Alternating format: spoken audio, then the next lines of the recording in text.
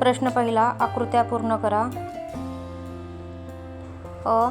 कवीच्या अनुभवातले जग. उत्तर आहे कवीच्या अनुभवातले जग. पहिले आहे भरकटलेले आणि दुसरे आहे संस्काराची जाण नसलेले. आ. कवीला जगणे शिकवणारे कवितेतील घटक कोणते ते लिहा. उत्तर आहे कवीला जगणे शिकवणारे कवितेतील घटक चंद्र, चांदणे, सागर, नदी, वृक्ष.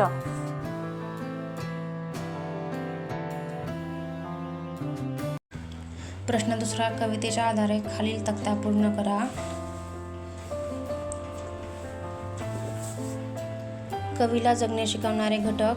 या घटकांपासून कवी काय शिकले? अ. चंद्र, चांदणे. आ. पंथी. ई. नदी. ई. पक्षी. उ. सागर, वृक्ष.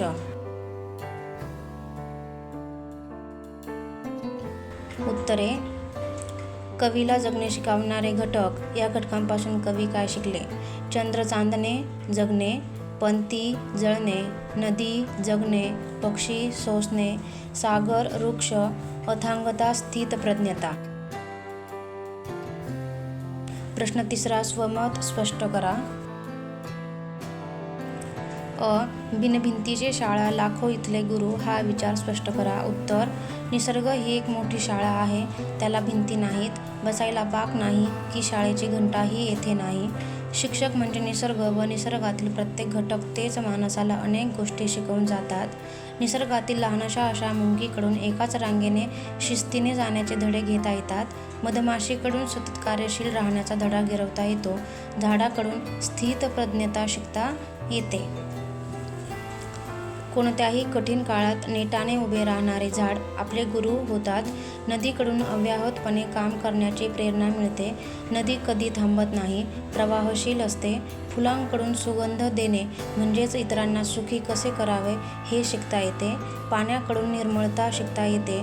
खरोखरच निसर्ग आपला गुरु आहे आणि असे हे बिनभिंतीच्या शाळेतले गुरु आपल्याला खूप गोष्टी शिकवतात. आ. दुसऱ्यासाठी घाव सोसणे. या ओळीतील तुम्हाला कळलेला अर्थ तुमच्या शब्दात लिहा. उत्तर.